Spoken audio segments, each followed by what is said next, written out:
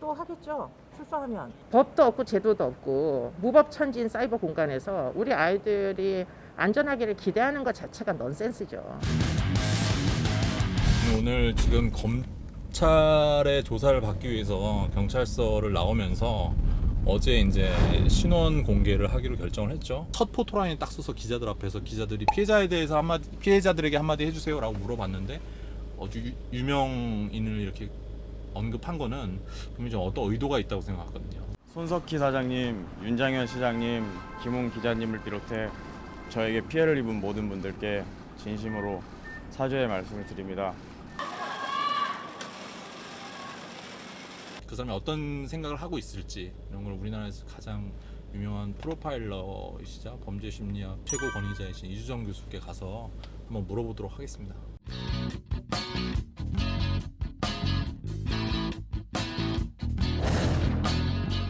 네. 교수님이 이제 곧 내려온다고 하시네요. 네. 안녕하십니까. 안녕하세요. 제가 경악을 금치 왜 못했습니다. 경악을 금치 못해? 너무 또, 어이없는 얘기를 해서 아니 너무 태연해서? 너무 뻔뻔하잖아요 표정이. 뭐 그렇게 양심의 가치는 못 느끼는 거지. 그럼 또 이게 좀 또 하겠죠. 출소하면 그게 제일 적성이 딱 맞는 비즈니스인데 안 할 것 같으세요? 포토라인을 서는 건 이제 처음이고 네. 이제 뭐 네. 신상 공개 결정이 돼가지고 네. 마스크 싹 벗기고 이제 기자들이 딱 서가지고 네. 피해자들에게 한 말씀 해주십시오 이렇게 했는데 첫 마디가 손석희 사장과 김웅 기자에게 미안합니다 이랬어요. 이게 무슨 생각입니까?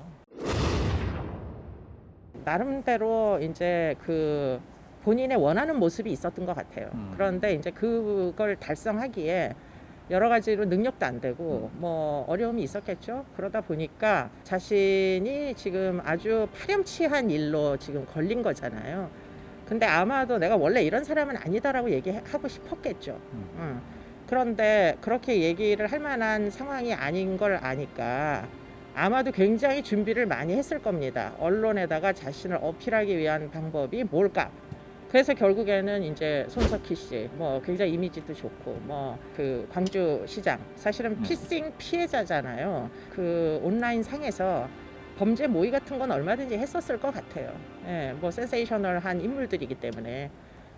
그래서 이제 그런 부분에 대해서 참여해서 미안하다고 얘기하는 건지 아니면은 자신이 뭐 손석희 사장 못지않게 나도 대단한 사람이다라는 걸 어필하기 위해서 그렇게 얘기했던 건지까지는 모르겠지만 일단은 사과를 하려면 피해자한테 사과를 해야죠. 손석희 사장한테 사과할 일이 아니죠. 그러니까 사실은 뭐 피해자들에 대한 눈꼽만큼의 죄의식 같은 것도 진정성 있게 느끼지 못한다. 이게 답이겠죠. 조주빈이 범행을 저질렀던 그런 악랄한 수법과 그런 어떤 잔악무도한 그런 거에 포커싱이 되게 맞춰져 있는데 오늘 기사를 딱 보면은 갑자기 손석희 사장 막 얘기 나오면서 둘이 무슨 관계인가로 좀 약간 이게 넘어갔어요. 그게 무슨 관계가 사실 있겠어요. 생각해보면. 아니, 그러니까요. 예. 어쨌든 명백히 이 사람이 어떤 생각을 해가지고 내가 이 얘기를 하면은 언론에서 이렇게 반응을 하겠구나라는. 그렇죠. 이 사람은 굉장히 자신에 대한 언론의 반응 이런 것들을 장기간 동안 관찰을 했던 것 같고 더군다나 이제 남이 나에 대해서 어떻게 생각하는가가 굉장히 민감한 사람이잖아요. 사실상은 그렇게 인정받고 싶어하고 뭐 잘난 척하고 싶어하고 하는 배후에는 어떻게 보면은 굉장히 부적응적이고 사회적으로 뭐 열등감도 심하고 이런 사람이었을 가능성이 굉장히 높단 말이에요. 그러니까 그런 종류의 이제 뭐 열등 의식 결국에는 검거됐으니까 이제 더 이상 영웅은 아니잖아요. 그러니까 뭐 마지막 영웅 노릇을 하고 싶은 거지. 그럴 때 누구를 이제 언급해야 언론이 주목을 하고 결국에는 새로운 음모론으로 소설을 쓸지를 너무 분명하게 아는 거죠. 그러니까 지금 가지고 플레이를 하는 거죠. 언론을 가지고. 손석희 사장과의 관계 또 뭐 김웅 기자는 또 뭐 둘 간에 문제가 있었던 사람이니까 그 사이에서 이 사람이 도대체 뭐를 했는지를 온 수사기관 포함 언론사가 다 캐느라고 지금 난리가 났을 거예요. 그러니까 그렇게 보이고 싶은 거죠. 난 됐다 중요한 인물이다. 만약에 뭐 교수님 지적하셨다시피 제2의 제3의 이런 어떤 인물이 나오지 않을 이미 있다는 거잖아요. 그러면은 그런 상황에 어떤 예를 들어서 일반인이 그런 상황에서 협박을 받는다면 어떻게 처신을 하고 어떻게 대응하는 게 가장 효과적인 방법일까요? 유인을 하는 이제 제한에 넘어가면 안 된다.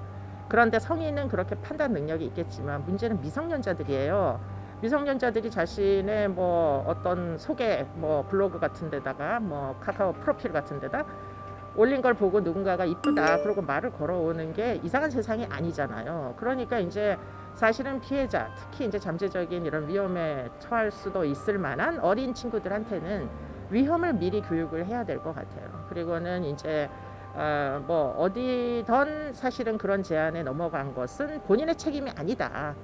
아동 청소년은 책임이 없어요. 책임을 지게 하면 안 되죠. 비정상이죠. 그러니까 아동 청소년을 그 지경에 이르게 한 결국은 당사자가 책임져야 되고 사회가 책임져야 돼요. 법도 없고 제도도 없고 무법천지인 사이버 공간에서 우리 아이들이 안전하기를 기대하는 것 자체가 넌센스죠. 됐어요? 네, 감사합니다. 네, 수고하세요. 네. 감사합니다. 역시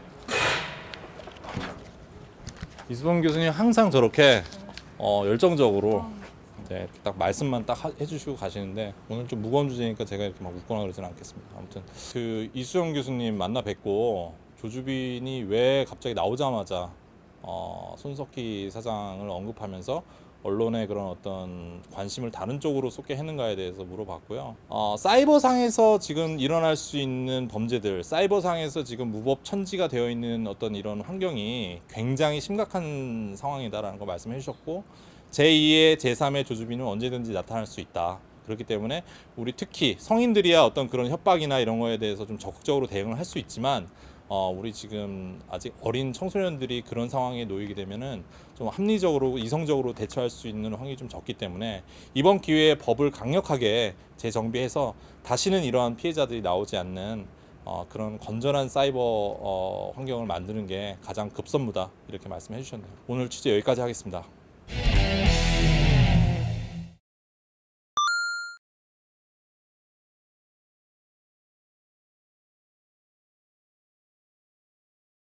내가 맞나 물어보긴 좀 어렵고 누가 좀 물어봐주면 좋을 것 같은 질문을 댓글창에 남겨주세요. 최선을 다해 물어보고 올게요.